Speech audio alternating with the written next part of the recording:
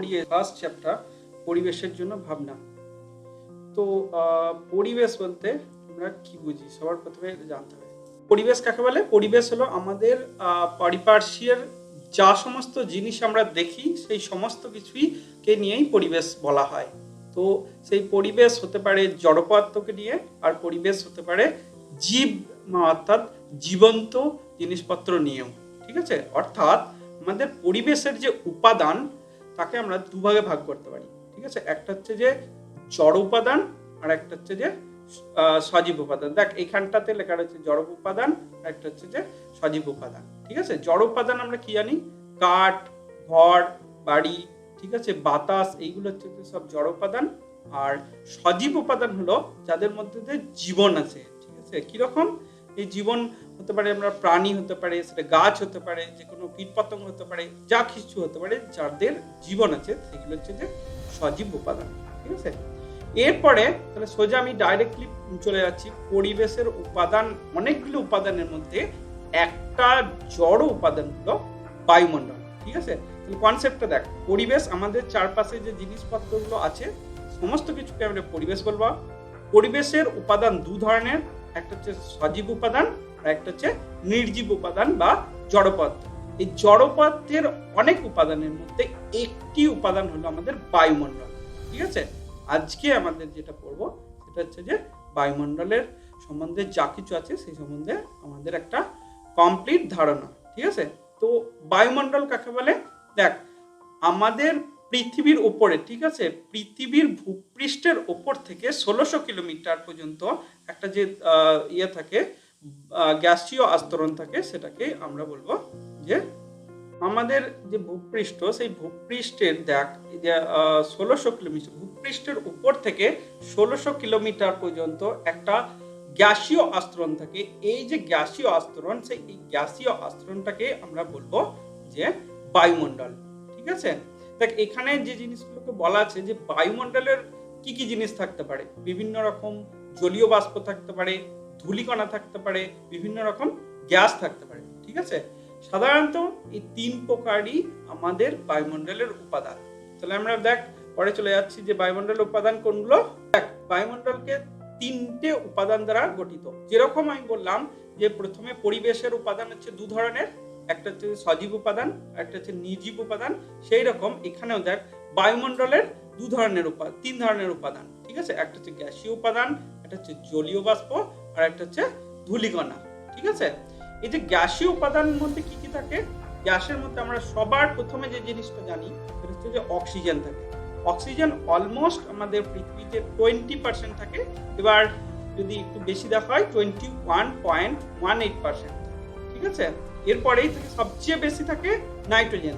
কিন্তু নাইট্রোজেনের থেকে আমরা অক্সিজেন বেশি জানি, কারণ হচ্ছে যে অক্সিজেন নিয়েই আমরা বেঁচে থাকি।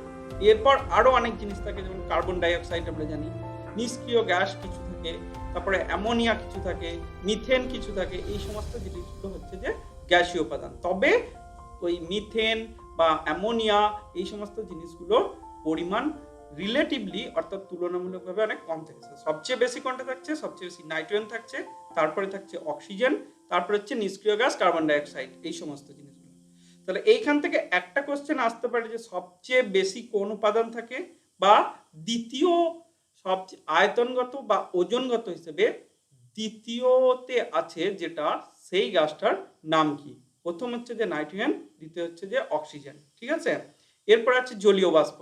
আচ্ছা, জলীয় কথাটা এসেছে জল থেকে। ঠিক আছে, জলের তিনটি অবস্থা, একটা হচ্ছে যে কঠিন অবস্থা যেটাকে আমরা বরফ বলি, একটা হচ্ছে যে তরল অবস্থা যেটা জল, আর একটা হচ্ছে যে বাষ্প অবস্থা অর্থাৎ যেটা গ্যাসীয় অবস্থা। ঠিক আছে, জল যখন বাষ্প হয়ে যায় অর্থাৎ গ্যাসীয় অবস্থায় থাকে তখন সেটাকে আমি বলবো জলীয় বাষ্প। ঠিক আছে, এবার এই জলীয় বাষ্প উষ্ণতার ভিত্তিতে চেঞ্জ হতে থাকে বায়ুমণ্ডলে। যদি বেশি উষ্ণতা থাকে তাহলে জলীয় বাষ্প পরিমাণ বেড়ে যায়, আবার যদি কম উষ্ণতা থাকে জলীয় বাষ্প পরিমাণ কমে যায়। ঠিক আছে, যেরকম হচ্ছে গ্রীষ্মকালে জলীয় বাষ্প পরিমাণ বেশি থাকে, বর্ষাকালে জলীয় বাষ্প পরিমাণ বেশি থাকে, কিন্তু শীতকালে জলীয় বাষ্প পরিমাণ কম থাকে। ঠিক আছে, আরেকটা হচ্ছে ধূলিকণা।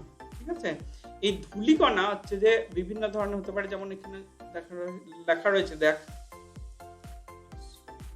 সেকেন্ড, ধূলিকণা দেখ এখানে রয়েছে জেনারেলি কার্বন আর সিলিকন থাকে। আমাদের ধুলো যেটা আমরা বেশিরভাগ ধুলো বলি, সেখানে সবচেয়ে বেশি পরিমাণ থাকে সিলিকন, ঠিক আছে।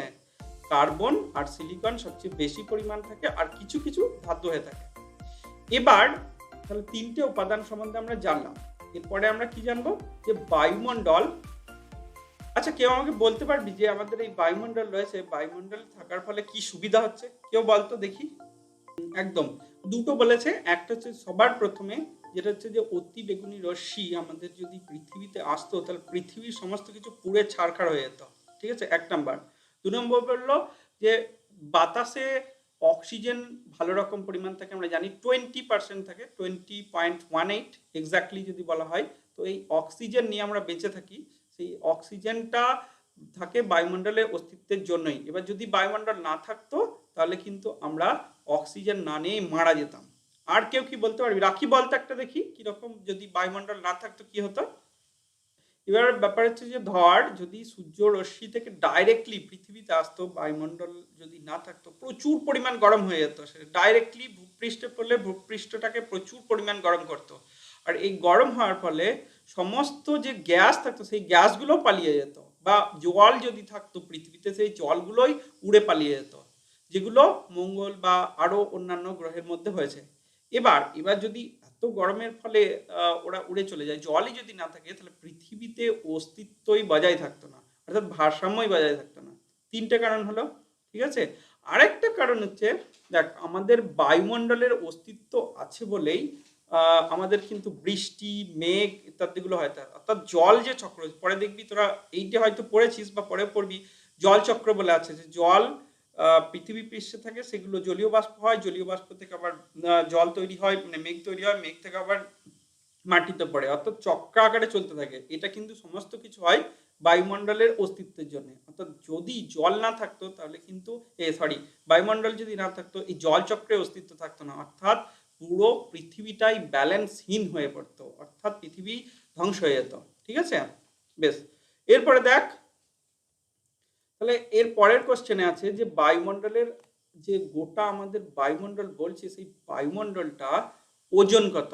ওজন হচ্ছে 5.5 × 10⁻15 টন, ঠিক আছে। এটা কিন্তু মনে রাখতে হবে, এখানে কিন্তু কোনো লজিক নেই, এটা পুরোপুরি মনে রাখতে হবে। 5.5 × 10⁻15 টন, ঠিক আছে। একটা জিনিস মনে রাখতে পারিস শুধুমাত্র ইয়ে করার জন্য, যে দেখ এখানে আছে 5.5, ঠিক আছে, 5, আর এখানে দেখ 10 টু দি পাওয়ার আছে, 10 এর সাথে যদি 5 যোগ করিস তাহলে 15 হয়। সেই এইভাবে মনে রাখতে পারিস, 5.5 × 10 টু দি পাওয়ার 10 + 5 মানে 15, ঠিক আছে, এইভাবে মনে রাখতে পারিস। এগুলো আসে কিন্তু সংক্ষিপ্ত কোশ্চেন, ঠিক আছে। বেশ, এরপরে আমরা ওজন জানলাম। তাহলে বায়ুমণ্ডল, প্রথমে আমরা কি পড়লাম, বায়ুমণ্ডলের কি কি জিনিসপত্র দিয়ে তৈরি, সেই সমস্ত জিনিস পড়লাম। বায়ুমণ্ডল যদি না থাকতো, তাহলে কি কি অসুবিধা হতো সেটা বললাম। বায়ুমণ্ডল থাকার ফলে কি কি সুবিধা হয়েছে সেটা বললাম। এবার আমি পড়বো যে বায়ুমণ্ডল কি কি স্তর নিয়ে গঠিত, ঠিক আছে। জেনারেলি বিভিন্ন ভাবে বায়ুমণ্ডলকে ভাগ করা হয়, ঠিক আছে। প্রথম হচ্ছে যে যদি বিভিন্ন গ্যাসীয় পদার্থের অনুপাত অনুসারে, ঠিক আছে, যদি এই যে বিভিন্ন গ্যাসীয় পদার্থের অনুপাত সমান পরিমাণ থাকে, মানে হচ্ছে যে একটা মিক্সচার যে অনুপাতেই থাকুক সেটা সমান থাকে, অর্থাৎ একটা নির্দিষ্ট পরিমাণ গ্যাস যদি নির্দিষ্ট পরিমাণই থাকে, ওর থেকে বেশি বা কম না হয়, তাকে বলবো হোমোস্ফিয়ার বা সমমণ্ডল। দেখ নামটা হচ্ছে হোমো মানে হচ্ছে যে একই বা সম, ঠিক আছে, আর স্পিয়ার মানে হচ্ছে মণ্ডল। হোমোস্ফিয়ার মানে হচ্ছে সমমণ্ডল, আর একটা হচ্ছে হেটেরোস্ফিয়ার, আর হচ্ছে যে বিষমমণ্ডল। নাম থেকে বুঝতে পারছিস যে সম অর্থাৎ এই অঞ্চলের বায়ুমণ্ডলের বিভিন্ন উপাদানের অনুপাত অলমোস্ট সেম থাকে, ঠিক আছে, অর্থাৎ যে অনুপাতই থাকুক সেটা হচ্ছে যে সবসময় সমান থাকে, ঠিক আছে। আর হেটেরোস্ফিয়ারের ক্ষেত্রে বায়ুর রাসায়নিক গঠন আর গ্যাসীয় পদার্থের উপাদানগুলির অনুপাত একই থাকে না, অর্থাৎ যত দূরত্ব যাবি, যত উপরে উপরে যাবি, দেখতে থাকবি যে কোনো জায়গায় দেখবি অক্সিজেন বেশি ঘনত্ব, তার উপরে গেলি দেখলি যে অক্সিজেন আবার পাতলা হয়ে গেল, মানে অক্সিজেন কম। কোনো জায়গায় দেখলি যে অক্সিজেন একবারেই নেই, অর্থাৎ এর যে অক্সিজেনের অনুপাত, সেই অনুপাতগুলো চেঞ্জ হয়। এটা অক্সিজেন দিয়ে বললাম, এটা সব গ্যাসের ক্ষেত্রেই হয়ে থাকে, ঠিক আছে। এটাকে বলবো বিষমমণ্ডল।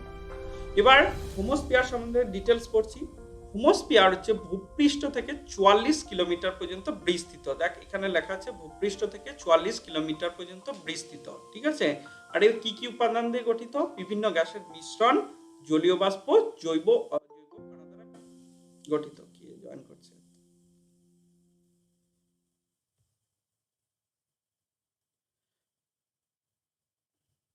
বেশ, ঠিক আছে। এরপরে দেখ তাহলে যে হোমোস্ফিয়ার মানে হচ্ছে যে সমমণ্ডল, অর্থাৎ বিভিন্ন গ্যাসীয় পদার্থগুলির, অর্থাৎ গ্যাসীয় পদার্থ বা গ্যাসগুলির অনুপাত এখানে একই থাকে, সেই জন্য আমি হোমোস্ফিয়ার বলবো। আর হেটেরোস্ফিয়ার বলবো কাকে? বিভিন্ন গ্যাসগুলির অনুপাত যখন বিভিন্ন রকম হয় তখন তাকে আমি বলবো হেটেরো। হোমো মানে হচ্ছে সম, আর হেটেরো মানে হচ্ছে যে আলাদা বা বিষম, ঠিক আছে। এই জন্য কে বলা হয় সমমণ্ডল আর বিষমমণ্ডল। হোমোস মণ্ডলের যে উচ্চতা হচ্ছে যে ভূপৃষ্ঠ থেকে 44 কিমি পর্যন্ত, আর হেটেরোস্ফিয়ারের উচ্চতা হচ্ছে যে 44 কিলোমিটার উপর থেকে একবারে 1600 কিলোমিটার পর্যন্ত। এইখানে আরো একটা জিনিস ইম্পর্টেন্ট, যেটা হচ্ছে যে যদিও বলা হয় যে 0 থেকে 1600 কিলোমিটার পর্যন্ত বাতাস আছে, কিন্তু 1000 কিলোমিটারের ওপরে গেলে আর কিন্তু বায়ুমণ্ডলের অস্তিত্ব বোঝা যায় না। মানে মনে হয় বাতাস এতটাই পাতলা হয়ে যায় যে মনে হয় যে বাতাস নেই, ঠিক আছে। এবার হিমমণ্ডলে যদি এখানে এরকম কোশ্চেন দিতে পারে যে হোমোস্ফিয়ার আর হেটেরোস্ফিয়ারের মধ্যে পার্থক্য করো, ঠিক আছে। তাহলে কয়েকটা হলো, যেমন বললাম প্রথম বলতে হবে যে, হ্যাঁ বল বল বল।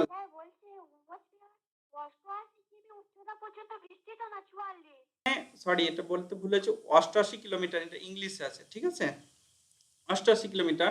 বাট তুই যদি যাস দেখবি নিচের গুলোতে যত নিচে থাকবি তত বেটার হয়, ঠিক আছে। যত উপরে যাবি তত দেখবি বাতাস পাতলা হয়ে যায়, বিষমটা বেশি হয়, ঠিক আছে। এবার দেখ হেটেরোস্ফিয়ারের ক্ষেত্রেও বিভিন্ন স্তর থাকে, যেমন নাইট্রোজেন স্তর। আর কিছু বলবি? আর কিছু বলছিস রে? ঠিক আছে, দেখ নাইট্রোজেন স্তর বলছে যে হোমোস্ফিয়ার উপর থেকে 200 কিলোমিটার।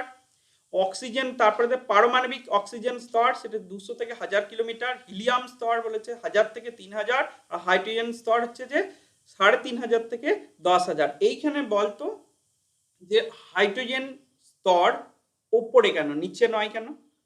কে বলতে পারবি বলতো? দেখ এখানে দেখ নাইট্রোজেন স্তরটা সবার নিচে, অক্সিজেনটা তার উপরে, তার উপরে হচ্ছে হিলিয়াম, তার উপরে হচ্ছে হাইড্রোজেন। কে বলতে পারবি বলতো যে এরকম হয় কেন? নাইট্রোজেনটা নিচে, অক্সিজেনটা তার উপরে, হাইড্রোজেন সবার উপরে, এরকম হয় কেন? কে বলতে পারবি বলতো? কে বলতে পারবি বল।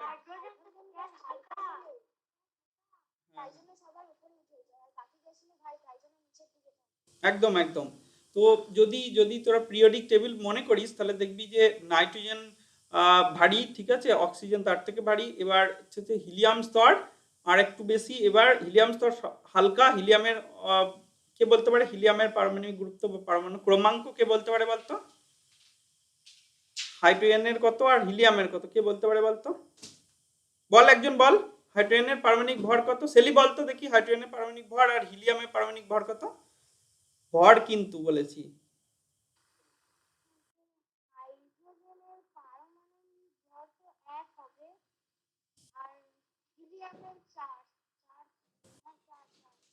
হ্যাঁ একদম ঠিক আছে। তো হাইড্রোজেনের এক, এবার এক্সাক্ট এক নয়, 1.0 সামথিং বটে। আর হিলিয়ামের 4, ঠিক আছে। অ্যাকচুয়ালি ভর প্রোটন আর নিউট্রনকে নিয়ে হয়, ইলেকট্রনের ভর খুব কম হয়। হাইড্রোজেনের একটাই প্রোটন আছে, সেই জন্য হাইড্রোজেন ভর 1 হয়। এবার যেহেতু ইলেকট্রন তো ভর নগণ্য নয়, খুব কম, সেই জন্য 0.0 সামথিং হয়। আর হিলিয়ামেরও ওই রকম, দুটো প্রোটন থাকে, দুটো ইলেকট্রন থাকে, দুটো নিউট্রন, সেই জন্য 4 হয়ে থাকে। আর অক্সিজেনের বলতো কত? পারমাণবিক ভর হচ্ছে যে 16, আর আণবিক ভর হচ্ছে 32, ঠিক আছে।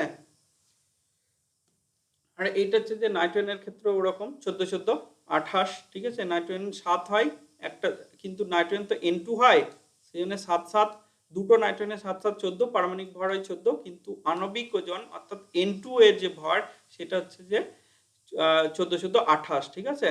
আর এইখানে তাহলে কি কি হেটেরোস্ফিয়ারে কি কি উপাদান আমরা পাচ্ছি? নাইট্রোজেন, দেখ এখানে লেখা রয়েছে নাইট্রোজেন পারমাণবিক স্তর অক্সিজেন, হিলিয়াম স্তর আর হাইড্রোজেন স্তর। ঠিক আছে, এবার নাইট্রোজেন যে স্তর, শুধু নাইট্রোজেন থাকে না, এনও থাকে, এনও থাকে, এনও প্লাস থাকে, নাইট্রোজেনের বিভিন্ন অক্সাইড থাকে। ঠিক আছে, অর্থাৎ কোনোটা নাইট্রিক অক্সাইড, নাইট্রাস অক্সাইড। ঠিক আছে, এগুলো পরে দেখবি যখন আবার বলবো আমি। ঠিক আছে, বেশ। এরপরে এখানে দেখ, এখনই বললাম যে হোমোস্ফিয়ারের নামকরণের কারণ কি? একই, ভূপৃষ্ঠ থেকে 88 কিলোমিটার পর্যন্ত বায়ু সমসত্ব হয়, অর্থাৎ এর অনুপাত সবসময় সমান হয়, সেই জন্য কে বলা হয় হোমোস্ফিয়ার বা সমমণ্ডল। হেটেরোস্ফিয়ারের নামকরণের কারণ কি? হেটেরোস্ফিয়ারের নামকরণ একই হয়েছে, যে বিভিন্ন উপাদানগুলির অনুপাত সবসময় আলাদা হয়, সেই জন্য একে বলা হয় হেটেরোস্ফিয়ার বা বিষমমণ্ডল। ঠিক আছে, এবার এইখানে একটা নতুন কোশ্চেন দিয়েছে দেখ, যেটা তোদের বইয়ে নেই। কারম্যান রেখা কাকে বলে? কেউ জানিস কারম্যান রেখা কাকে বলে? বলতে পারবি? দেখ, এইখানে বলেছে, আমি একটুখানি বললাম যে ভূপৃষ্ঠ থেকে 1600 কিলোমিটার পর্যন্ত বায়ু আছে। ঠিক আছে, এরপর 1000 কিলোমিটার পর্যন্ত বোঝা যায়, তারপরে আর বোঝা যায় না। এরপরে একজন, এই কারম্যান বলে একজন বিজ্ঞানী, যিনি করেছিলেন ভূপৃষ্ঠ থেকে অর্থাৎ সমুদ্র তল থেকে 10,000 কিলোমিটার পর্যন্ত একটা নির্দেশনা করেছিল, মানে কাল্পনিক একটা রেখা কল্পনা করা হয়েছিল, যেখানে ধরা হয় যে ওই পর্যন্তই বাতাস আছে। সেই যে বাতাসের সীমানা কারক রেখা, সেইটাকেই বলবো আমি কারম্যান রেখা। ঠিক আছে, এটা একটুখানি নোট করে নিস, কারণ এটা তোদের বইয়ের মধ্যে নেই। দেখ, এটা 10 নাম্বার কোশ্চেনটা আমি আগেই বলেছি, ভূপৃষ্ঠ থেকে কত উচ্চতা পর্যন্ত বায়ুর অস্তিত্ব পাওয়া যায়? 1000 কিলোমিটার পর্যন্ত দেখতে পাবি, তারপরে আর দেখতে পাবি, মনে হবে যে বায়ু নেই, কিন্তু আছে, খুব পাতলা হয়ে যায়। এই পর্যন্ত কারোর প্রবলেম আছে? বল আমাকে, কারোর প্রবলেম আছে?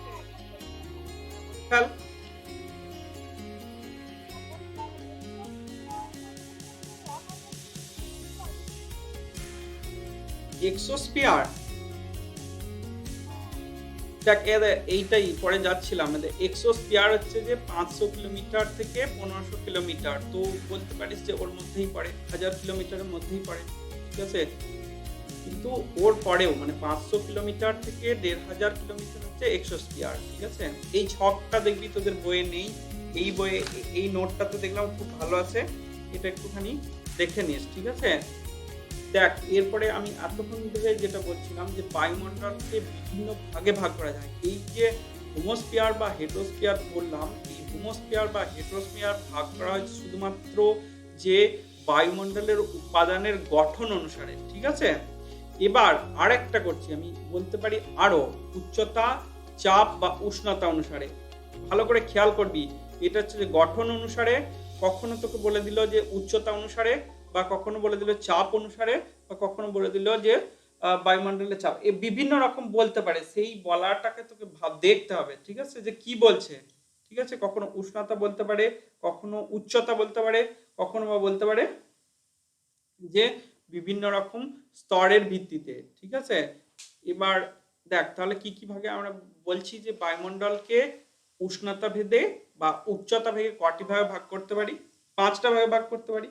বেশ, দেখ, তাহলে প্রথমে আমি বায়ুমণ্ডলের উচ্চতা বা উষ্ণতা বা চাপ অনুসারে 4টি ভাগে ভাগ করতে পারি, 5টি ভাগে ভাগ করতে পারি। ঠিক আছে, টপোস্ফিয়ার, স্ট্র্যাটোস্ফিয়ার, মেসোস্ফিয়ার, থার্মোস্ফিয়ার আর এক্সোস্ফিয়ার। ঠিক আছে, এই জেনারেলি 5টা ভাগে ভাগ করা যায়, কিন্তু আরো একটা জিনিস বলা হয় যে ম্যাগনেটোস্ফিয়ার। ম্যাগনেটোস্ফিয়ারের অস্তিত্ব খুব কমই পাওয়া যায়। কেন, আমি কি বললাম বলতো একটু আগে, যে বায়ুমণ্ডল কত দূর পর্যন্ত অস্তিত্ব থাকে? 1600 কিলোমিটার পর্যন্ত। ঠিক আছে, কিন্তু দেখ ম্যাগনেটোস্ফিয়ার হচ্ছে যে 1500 কিলোমিটার ওপরে, তাই এটা একটুখানি কমপ্লিকেটেড। সেই জন্য কখনো বা কোনো কোনো বইয়ে দেখবি 5টা বলা হয়, কখনো বা বলা হয় কোনো কোনো বইয়ে 6টা। ঠিক আছে, তো প্রবলেম নেই, দেখবি তোদের বই যেটা আছে ওটাই লিখবি। এইখানে যেটা আছে সেটাই আমি বলছি, 6টা ভাগ আছে। প্রথম হচ্ছে ট্রপোস্ফিয়ার, সবার ভূপৃষ্ঠ থেকে সবার নিচে যেটা আছে সেটা হচ্ছে যে ট্রপোস্ফিয়ার। দেখ, উচ্চতা বলে দিয়েছে 10 থেকে 15 কিলোমিটার। ঠিক আছে, ট্রপোস্ফিয়ার এটা হলো। তারপর হচ্ছে যে স্ট্র্যাটোস্ফিয়ার। স্ট্র্যাটোস্ফিয়ার হচ্ছে 10 থেকে 50 কিলোমিটার পর্যন্ত। ঠিক আছে, তারপর হচ্ছে মেসোস্পিয়ার। মেসোস্পিয়ার হচ্ছে 50 থেকে 80 কিলোমিটার পর্যন্ত। তারপরে দেখ থার্মোস্পিয়ার। থার্মোস্পিয়ার হচ্ছে যে 80 থেকে 500 কিলোমিটার। এক্সোস্পিয়ার 500 থেকে 1500, আর ম্যাগনেটোস্পিয়ার হচ্ছে যে 1500 থেকে 1000। ঠিক আছে, এখানে এগুলো সব মনে রাখতে হবে, কিন্তু কিছু করার নেই। যদিও একটা অবস্থায় মনে রাখতে পারিস যে টপোস্পিয়ারের উপরে স্ট্র্যাটোস্পিয়ার, তারপর মেসোস্পিয়ার, থার্মোস্পিয়ার, এক্সোস্পিয়ার। ঠিক আছে, টপোস্পিয়ার হচ্ছে 10, 0 থেকে 10, স্ট্র্যাটোস্পিয়ার 10 থেকে 50, মেসোস্পিয়ার 50 থেকে 80, অলমোস্ট 30। প্রথমটা 10 হয়, তারপরে 30, 40 এরকম হয়ে থাকে। থার্মোস্পিয়ারে গিয়ে আবার অনেক বড় হয়। ঠিক আছে, এরকম করে একটু মনে রাখিস, এগুলো কিছু করার নেই, মনে রাখতে হবে কত থেকে কত কিলোমিটার মনে রাখতে হবে। ঠিক আছে, এবার এইখানে বেশ বিশেষ কিছু জিনিস আছে যেগুলো তোকে মনে রাখতে হবে। দেখ, উষ্ণতার পাল্লা। ঠিক আছে, উষ্ণতা হচ্ছে ট্রপোস্ফিয়ারে কত, +15 ডিগ্রি সেন্টিগ্রেড থেকে -56 ডিগ্রি সেন্টিগ্রেড। অর্থাৎ উচ্চতা বৃদ্ধি হলে দেখ, উচ্চতা বৃদ্ধির সাথে সাথে এর উষ্ণতা কমতে থাকে। ঠিক আছে, তোদের এরকম দেখবি কোনো একটা ইয়ারে কোশ্চেন এসেছিল যে ট্রপোস্ফিয়ারে উচ্চতা বৃদ্ধির সাথে সাথে উষ্ণতা বাড়ে না কমে। ঠিক আছে, তাহলে দেখ ট্রপোস্ফিয়ারে কিন্তু উচ্চতা বৃদ্ধির সাথে সাথে উষ্ণতা কমে। ঠিক আছে, এবার দেখ উল্টো দিকে, দেখ স্ট্র্যাটোস্ফিয়ার দেখ -56 থেকে শুরু হলো, 56 থেকে দেখ 0-তে আবার শেষ হলো। অর্থাৎ এই উচ্চতা বৃদ্ধির সাথে সাথে স্ট্র্যাটোস্ফিয়ারের উষ্ণতা কিন্তু বাড়ে, ট্রপোস্ফিয়ারের উষ্ণতা কমে উচ্চতা বৃদ্ধির সাথে সাথে। স্ট্র্যাটোস্ফিয়ারের উষ্ণতা যত কিন্তু উষ্ণতা বাড়তে থাকে যত উচ্চতা বাড়ে। ঠিক আছে, মনে থাকে। দেখ প্রথমটা কমে, তারপরেরটা বাড়ে, তারপরে দেখ আবার কমে, দেখ 0 থেকে -93 ডিগ্রি, মানে হচ্ছে যে আবার কমছে। তারপরে দেখ থার্মোস্ফিয়ার আবার বাড়ছে। ঠিক আছে, -93 থেকে আবার 1200 ডিগ্রি, তারপরে একটা বাড়ছে, তারপরে একটা আর মেজার করতে পারিনি। তাহলে দেখ প্রথমে বাড়ে, প্রথমে কমে, তারপরে বাড়ে, তারপরে কমে, তারপরে বাড়ে, তারপর বাড়ে। মনে থাকবে তো? দেখ প্রথমে কমছে, মানে একবারে মনে রাখবি সিম্পল ভাবে। ঠিক আছে, প্রথমে কমে, তারপরে বাড়ে, তারপরে আবার কমে, তারপরে আবার বাড়ে, আর কমে না, মানে বাড়ে বাড়ে বাড়ে। ঠিক আছে, মনে থাকবে। এরপরে দেখ ট্রপোস্ফিয়ারে কোন কোন উপাদান থাকে। এগুলো কিন্তু খারাপভাবে মানে এগুলো কিন্তু ছেড়ে দিস না, এগুলো মানে ইজি নয়, এগুলো কোশ্চেন করে। এরকম কোশ্চেন থাকে যে মেসোস্ফিয়ারে উচ্চতা বৃদ্ধির সাথে সাথে টেম্পারেচার বাড়ে না কমে। ঠিক আছে, এগুলো কিন্তু মনে পরীক্ষায় হামেশাই পড়ে, সুতরাং এগুলো কিন্তু খুব ভালো করে পড়বি।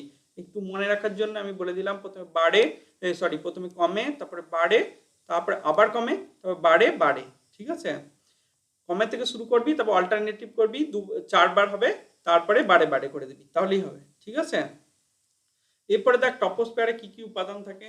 ট্রপোস্ফিয়ারে উপাদান আমরা সবাই জানি যে বায়ুমণ্ডলে যেটা দেখতে পাই আমাদের নিচের স্তরে, আমরা বুঝতে পারি, দেখতে তো কিছুই পাই না।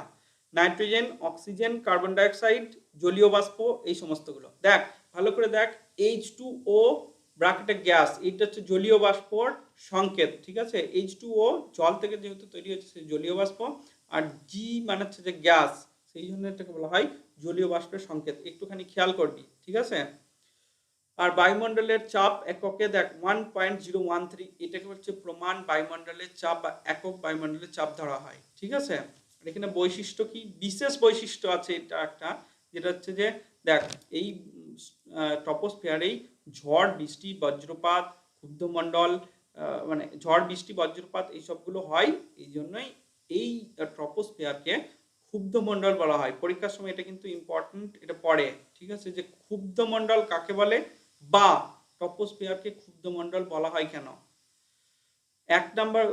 2 নাম্বার কোশ্চেন থাকতে পারে, 1 নাম্বার কোশ্চেন হতে পারে। ঠিক আছে, উত্তরটা বেশ খুব সোজা হবে যে এই ট্রপোস্ফিয়ার হচ্ছে ভূপৃষ্ঠ থেকে 10 কিলোমিটার উচ্চতার মধ্যে অবস্থিত। এই ট্রপোস্ফিয়ারেই বিভিন্ন রকম ঝড় বৃষ্টি বজ্রপাত ইত্যাদি হয়ে থাকে। এখানেই দেখবি ধূলিকণা এই সমস্ত জিনিসগুলো থাকে, এখানেই বজ্রপাত সৃষ্টি হয়, এখানেই তোর ঝড়ের সৃষ্টি হয়। আর কিউবনিম্বাস বিভিন্ন রকম মেঘ সৃষ্টি হয়। দেখবি জেনারেলি যে আজকে দেখবি যেরকম দেখা যাচ্ছিল যে ঘন কালো মেঘ দেখা যাচ্ছিল, সেই যে মেঘটাকে বলা হয় কিউবনিম্বাস। দেখবি বিভিন্ন মেঘের বিভিন্ন নাম আছে, যে কালো মেঘটা হচ্ছে কিউবনিম্বাস। এই কিউবনিম্বাস মেঘটাই ট্রপোস্ফিয়ারেই তৈরি হয়, এই জন্য এটাকে বলা হয় ক্ষুব্ধমণ্ডল বা ট্রপোস্ফিয়ার। অন্যদিকে স্ট্র্যাটোস্ফিয়ার হচ্ছে যে সবচেয়ে, স্ট্র্যাটোস্ফিয়ারকে বলা হয় শান্তমণ্ডল। কেন বলা হয়, কারণ এইখানে জল ঝড় বৃষ্টি এ সমস্ত কিছুই হয় না। ঠিক আছে, এই স্ট্র্যাটোস্ফিয়ারের শান্ত মণ্ডল বা শান্ত প্রকৃতির হওয়ার জন্যই এখানেই অ্যাকচুয়ালি যে ওই প্লেনগুলো যায়, প্লেন বা জেনারেলি যে বড় বড় এয়ার বাহনগুলো আছে, সেই সমস্ত এয়ার বাহনগুলো এই আমাদের স্ট্র্যাটোস্ফিয়ার বা শান্ত মণ্ডলে যায়। ঠিক আছে, এই স্ট্র্যাটোস্ফিয়ারেরই আরেকটা অংশ হচ্ছে যে অতি বেগুনি রশ্মিকে রুখে দেওয়ার যে অংশ ওজোন স্তর, সেটা হচ্ছে যে এই স্ট্র্যাটোস্ফিয়ারে একদম উপরের দিকে থাকে। ঠিক আছে, এটা হচ্ছে যে স্ট্র্যাটোস্ফিয়ারের বৈশিষ্ট্য। এবার তাহলে কোশ্চেন এরকম ভাবে হতে পারে এখান থেকে যে স্ট্র্যাটোস্ফিয়ারকে ক্ষুব্ধমণ্ডল বলা হয় কেন? ঠিক আছে, সরি, ট্রপোস্ফিয়ারকে ক্ষুব্ধমণ্ডল বলা হয় কেন, স্ট্র্যাটোস্ফিয়ারকে শান্তমণ্ডল বলা হয় কেন? যদি এরকম কোশ্চেন বানায় যে যদি তোমাকে হেলিকপ্টার চালাতে বলা হয় বা প্লেন চালাতে বলা হয়, তাহলে তুমি প্লেনটাকে কত উচ্চতায় ওড়াবে? এগুলো টেকনিক্যাল কোশ্চেন, ভালো করে দেখবি। যদি বলা হয় যে আমি তোমাকে ধরো এরকম কোশ্চেন, ধরো তুমি একটি প্লেনের প্লেনের চালক, ঠিক আছে, তো তুমি ওই প্লেনটিকে ভূপৃষ্ঠ থেকে কত উচ্চতায় ওড়াবে? ঠিক আছে, একবার কোশ্চেন যেরকম দেখলি এটা কিন্তু অ্যাপ্লিকেশন টাইপ কোশ্চেন। এই কোশ্চেনটার উত্তর একই হবে যে আমরা জানি স্ট্র্যাটোস্ফিয়ার হচ্ছে যে শান্তমণ্ডল, কারণ এখানে ঝড় বৃষ্টি ইত্যাদি হয় না। এবার শান্তমণ্ডলের অস্তিত্ব থাকে 10 থেকে 50 কিলোমিটারের মধ্যে। তাই আমি যদি একজন এয়ারপ্লেনার মানে অ্যারোপ্লেন চালাই, তাহলে আমি এটা 10 থেকে 50 কিলোমিটার উচ্চতায় চালাবো। বুঝতে পেরেছিস? কারোর কোনো প্রবলেম আছে? দেখ, বল আমাকে যদি থাকে। নেই তো? হ্যালো, হ্যাঁ রে, শুনতে পাচ্ছিস তো? হ্যালো,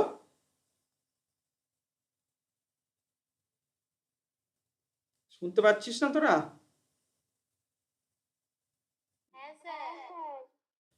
সারাটা দিবি তো? আচ্ছা বেশ, দেখ ট্রপোস্ফিয়ার স্ট্র্যাটোস্ফিয়ার পড়লাম তো, এবার দেখ আরেকটা এখানে একটু ইম্পর্টেন্ট থাকে, এটা এগিয়ে যাই, দাঁড়া। ট্রপোস্ফিয়ারের স্ট্র্যাটোস্ফিয়ারের পার্থক্য পড়ে এখানে। ঠিক আছে, দাঁড়া একটুখানি দেখিয়ে দিই, কোথায় দেখলাম। হ্যাঁ, দেখ এই কোশ্চেনটা আসতে পারে যে ট্রপোস্ফিয়ার আর স্ট্র্যাটোস্ফিয়ারের মধ্যে পার্থক্য। ঠিক আছে, প্রথম হচ্ছে স্তর বেদে, এটা হচ্ছে সর্বনিম্ন স্তর বা প্রথম স্তর, আর হচ্ছে স্ট্র্যাটোস্ফিয়ার হচ্ছে দ্বিতীয় স্তর বা ট্রপোস্ফিয়ারের উপরের স্তর। ঠিক আছে, উচ্চতা হচ্ছে 0 থেকে 10 কিলোমিটার। ঠিক আছে, আর এটা 10 থেকে 50 কিলোমিটার। ঠিক আছে, একে বলা হয় ট্রপোস্ফিয়ারকে ক্ষুব্ধমণ্ডল বলা হয়, স্ট্র্যাটোস্ফিয়ারকে বলা হয় শান্তমণ্ডল। ঠিক আছে, তারপর হচ্ছে বায়ুপ্রবাহের গতিবেগ বেশি, বায়ুপ্রবাহের বায়ুমণ্ডলের উপাদানগুলো ঘনত্ব বেশি থাকে, আর এই স্তরের ওজোন গ্যাসগুলির প্রভাব সৃষ্টি করে। ঠিক আছে, আর স্ট্র্যাটোস্ফিয়ারের হচ্ছে বায়ুপ্রবাহের গতি কম, বায়ুমণ্ডলের উপাদানগুলির ঘনত্ব কম, আর এই স্তরের ওজোন স্তরের ওজোন গ্যাস ক্ষতিকর প্রভাব সৃষ্টি করে না। আরও একটা করা যেতে পারে যে স্ট্র্যাটোস্ফিয়ারে যে আমাদের ওজোন স্তর থাকে, সেই ওজোন স্তর আমাদের অতি বেগুনি রশ্মি থেকে রক্ষা করে। ট্রপোস্ফিয়ারের যেহেতু আমাদের ওজোন স্তর থাকে না, তাই অতি বেগুনি রশ্মি থেকে আমাদের রক্ষা করতে পারে না। ঠিক আছে, ক্লিয়ার? এই পর্যন্ত বুঝতে পেরেছিস তো?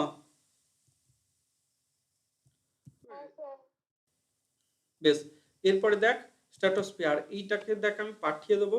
ঠিক আছে, এই ছকগুলো আর বলছি না, একই জিনিস জন্য স্ট্র্যাটোস্ফিয়ারের মনে রাখতে হবে এগুলো, যে কোন কোন গ্যাস থাকে, কত চাপ থাকে, আর কোনটা কি থাকে। এইখানে মেসোস্ফিয়ারের ক্ষেত্রে একটা টপিক খুব ইম্পর্টেন্ট, দেখ এইখানে যেটা বলেছে যে এটা হচ্ছে যে শীতলতম স্তর, তাহলে বায়ুমণ্ডলের শীতলতম স্তর হচ্ছে যে মেসোস্ফিয়ার। ঠিক আছে, আর একটা হচ্ছে যে বায়ুমণ্ডলের সবচেয়ে বেশি উষ্ণতম স্তর, উষ্ণতম স্তর কোনটা বল দেখি, কে বলতে পারে? বল দেখি, বলতে পারবি? উষ্ণতম স্তর কখনো কখনো এক্সোস্ফিয়ারকে বলা হয়, কখনো কখনো ম্যাগনেটোস্ফিয়ারকেও বলা হয়। ম্যাগনেটোস্ফিয়ার হচ্ছে যে মাপতে পারিনি, অজ্ঞাত, পরিমাপ কেউ করতে পারেনি, সেই জন্য ম্যাগনেটোস্ফিয়ারকে বাদ দেওয়া হয়। এক্সোস্ফিয়ার দেখ 1600 ডিগ্রি সেন্টিগ্রেড, সেই জন্য বলা হয় যে এক্সোস্ফিয়ার হচ্ছে যে সবচেয়ে বেশি উষ্ণতম বায়ুমণ্ডলের অংশ। ঠিক আছে, বা উপাদান। তাহলে সবচেয়ে বেশি, সবচেয়ে শীতলতম দেখ হচ্ছে যে মেসোস্ফিয়ার, আর সবচেয়ে মানে গরম হচ্ছে যে এক্সোস্ফিয়ার। ঠিক আছে, আর এইখানেও একটা এই কোশ্চেনগুলো খুব পরে একটু দেখে নিবি, ঠিক আছে? এই ছকটা পড়বি। সবার প্রথমে হচ্ছে যে এইটা দেখ, মেরুজ্যোতি কোথায় দেখা যায়? থার্মোস্ফিয়ারে মেরুজ্যোতি দেখা যায়। মেরুজ্যোতি কি আমি একটু পরে বলবো, ঠিক আছে? এরপরে দেখ এক্সোস্ফিয়ার, এইখানে এগুলো পড়ে যে কৃত্রিম উপগ্রহ বা মহাকাশ যে কেন্দ্র থাকে সেই কেন্দ্রের অবস্থান হচ্ছে যে এক্সোস্ফিয়ারের, ঠিক আছে? তাহলে এই জিনিসগুলো হচ্ছে যে ইম্পর্টেন্ট। এই যখন চ্যাপ্টারগুলো পড়বি তখন, মানে এই যে বায়ুমণ্ডলের বিভিন্ন স্তর পড়বি তখন, ঠিক আছে?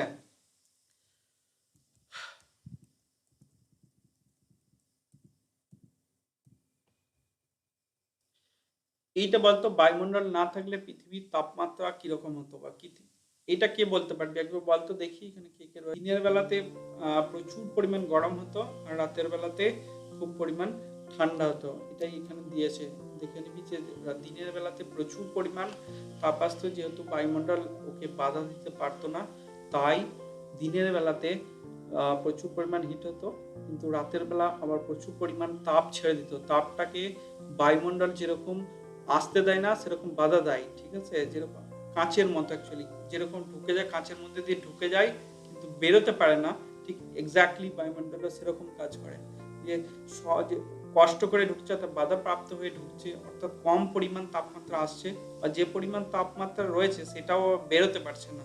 সেই জন্য এটা রাতের বেলাতেও কিছু কিছু পরিমাণ গরম থাকে, কিন্তু যদি না থাকতো তাহলে কিন্তু অনেক পরিমাণ ঠান্ডা হতো, বেশ ঠান্ডা হতো, ঠিক আছে?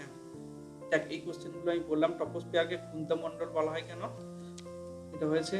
এরপর হচ্ছে যে দেখবি যে নিরক্ষীয় অঞ্চলে ভূপৃষ্ঠ থেকে কত কিলোমিটার পর্যন্ত ট্রপোস্ফিয়ার বিস্তৃত। জেনারেলি তো বললাম যে সমুদ্রপৃষ্ঠ থেকে 0 থেকে 10 কিলোমিটার, ঠিক আছে? এবার নিরক্ষীয় অঞ্চল বা পর্বতাঞ্চল কি অলরেডি উপর অনেক উঁচুতে অবস্থিত, সেই জন্য পর্বতাঞ্চলে কি হয়, কম 0 থেকে 8 কিলোমিটার পর্যন্ত হতে পারে, ঠিক আছে? আর এইখানের ক্ষেত্রে নিরক্ষীয় অঞ্চলের ক্ষেত্রে বেশি থাকে, সেই জন্য এটা 15 থেকে 16 কিলোমিটার পর্যন্ত হয়ে থাকে, ঠিক আছে? এইটা একটা ইম্পর্টেন্ট দেখবি যে আবহমণ্ডল, দেখবি আমাদের যে বলে আবহমণ্ডল, বারবার বলে আবহমণ্ডল হচ্ছে ট্রপোস্ফিয়ারকে বলে, কারণ এখানেই জল বাষ্প, ঠিক আছে, এই যে বললাম ঝড় জঞ্জাল এই সমস্তগুলি হয়ে থাকে, সেই জন্য এই ট্রপোস্ফিয়ারকেই আবহমণ্ডল বলা হয়, ঠিক আছে? ট্রপোস্ফিয়ারকে যেরকম ক্ষুব্ধমণ্ডল বলা হয়, সেরকম ট্রপোস্ফিয়ারকে আবহমণ্ডল বলা হয়, ঠিক আছে? দেখ এইটার ক্ষেত্রেও একটা ইম্পর্টেন্ট, বায়ুমণ্ডলে কোন স্তরকে ক্রমহ্রাসমান উষ্ণতা স্তর বলা হয়, অর্থাৎ যদি যত কিলোমিটার উঠবি তাতে যদি উষ্ণতা কমে সেটাকে বলছে ক্রমহ্রাসমান উষ্ণতা স্তর, ঠিক আছে? এটাকে বলা হয় ট্রপোস্ফিয়ারকে। কেন? এই 6 বিজ্ঞানীরা মেপে দেখেছে 6.4 কিলোমিটার যদি যাস, সেই উচ্চতাতে এক মানে সরি 1 কিলোমিটার যদি উপরে উঠিস তাহলে 6.4 ডিগ্রি সেন্টিগ্রেড উষ্ণতা কমে যাবে, ঠিক আছে? অর্থাৎ যত উপর দিয়ে যাবি এটা এবার উষ্ণতা কমে যেতে থাকে, সেই জন্য একে ক্রমহ্রাসমান উষ্ণতা স্তর বলা হয়, ঠিক আছে? এবার দেখ এইখানে আমি বললাম যে যত নিচে থাকবি বায়ুমণ্ডলের, তত কিন্তু বায়ুমণ্ডলটা বেশি ভারী হবে, অর্থাৎ বেশি বুঝতে পারবি। যত উপর দিয়ে যাবি বাতাস কিন্তু হালকা হতে থাকে, ঠিক আছে? অর্থাৎ বাতাস কম পরিমাণ থাকতে থাকে। সেই জন্য এখানে কোশ্চেনটা দিয়েছে, দেখ বায়ুমণ্ডলে উপস্থিত মোট গ্যাসীয় ভরের কত ভাগ ট্রপোস্ফিয়ারে থাকে। দেখ এটা হচ্ছে যে 70% হচ্ছে যে তোমার ট্রপোস্ফিয়ারে থাকে, ঠিক আছে? এটা পরের কোশ্চেনটা দেখ, বায়ুমণ্ডলে কোন স্তরে জলীয় বাষ্প উপস্থিত সর্বাধিক লক্ষ্য করা যায়? ট্রপোস্ফিয়ারে। ট্রপোপজ কে বলতে পারে বলতো? ট্রপোপজ কাকে বলে বলতো দেখি, সেলি ট্রপোপজ কাকে?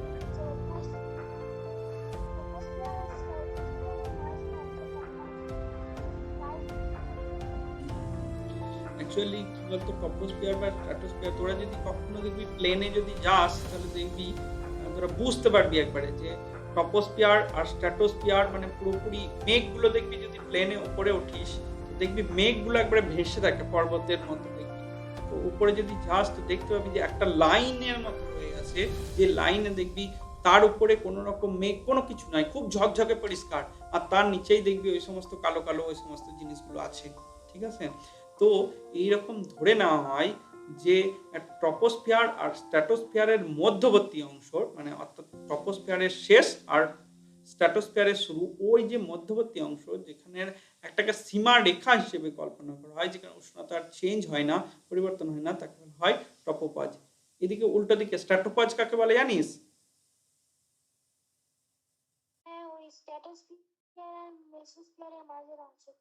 উপরের দুটো ট্রপোস্ফিয়ার আর তার স্ট্র্যাটোস্ফিয়ার ও তার উপরে মেসোস্ফিয়ার, দুটোর যে অংশ রয়েছে এই দুটোর অংশের একটা বর্ডার বলা হয় বাংলাতে, ঠিক আছে? তোরা বর্ডার বললে ভালো বুঝতে পারবি, একটা বর্ডার বা সীমারেখা, সেই অংশকে বলা হয় আমি স্ট্র্যাটোপজ, ঠিক আছে? তার উপরের স্তরগুলো আর পার্থক্য করা যায় না, এই জন্য দুটোই বলা হয় ট্রপোপজ আর স্ট্র্যাটোপজ। তারপরে আর কিন্তু মেসোপজ বলা হয় না, ঠিক আছে? বুঝতে পেরেছিস? এটাও দেখ, স্ট্র্যাটোস্ফিয়ারে উচ্চতা বৃদ্ধির সঙ্গে সঙ্গে বায়ুর গতিবেগ বৃদ্ধি পায় কেন? এটা কে বলতে পারে বল দেখি, বল দেখি কেউ, যদিও দেখতে পাচ্ছিস। ট্রপোস্ফিয়ারে কি হয়, দেখতে পাবি যে ট্রপোস্ফিয়ারে যে পরিমাণ বাতাস চলছে, স্ট্র্যাটোস্ফিয়ারে দেখবি বায়ু প্রবাহের হার অনেক বেশি। কেন বলতে পারবি? এটা হচ্ছে দেখ, আমাদের ভূপৃষ্ঠের ক্ষেত্রে, একবারে ভূপৃষ্ঠে কি হয়, আমাদের বিভিন্ন ঘর থাকে, গাছপালা থাকে, পর্বত থাকে, ঠিক আছে? এই সমস্ত অংশেতে বাতাস ধাক্কা মারে বা ঘর্ষণ হয়।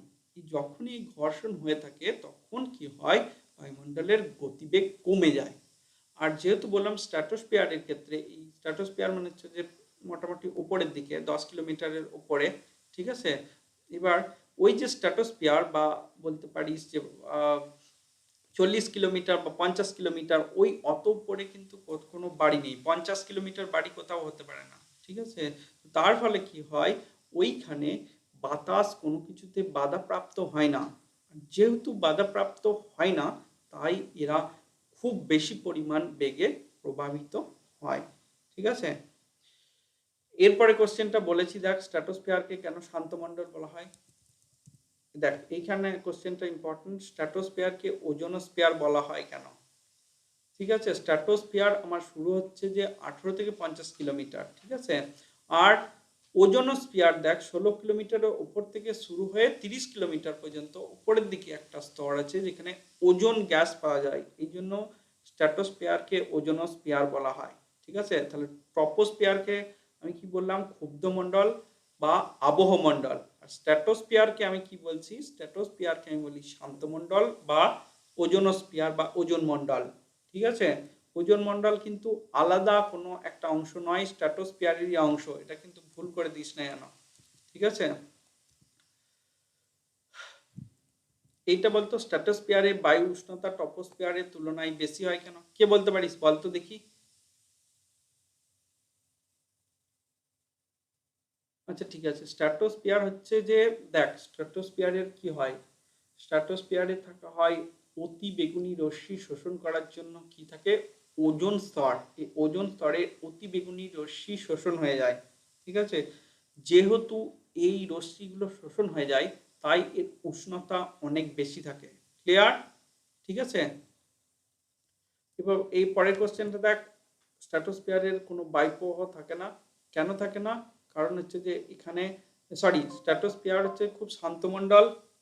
ঠিক আছে, আমি এই পর্যন্তই পড়ালাম, ঠিক আছে? পরের দিন আমার এইগুলো একটুখানি থেকে শুরু করব, এই 25 থেকে শুরু করব, ঠিক আছে?